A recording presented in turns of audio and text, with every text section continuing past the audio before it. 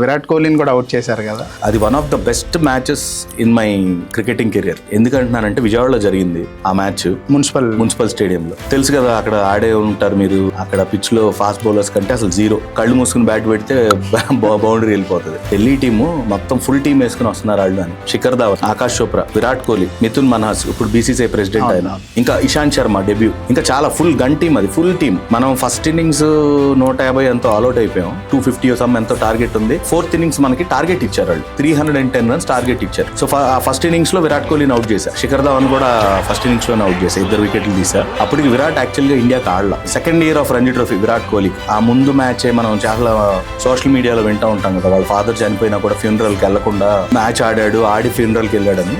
మన ముందు మ్యాచే అది జరిగింది. వాళ్ళ ఫాదర్ చనిపోయిన ఉన్న దానిలోనే ఆ mental toughness, hats off Prem.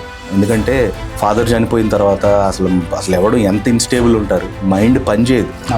అలాంటిది అవన్నీ పక్కన పెట్టి స్పోర్ట్కి తను ఇచ్చిన ఏదైతే ఆ వాల్యూ ఉందో, we are seeing in what is doing.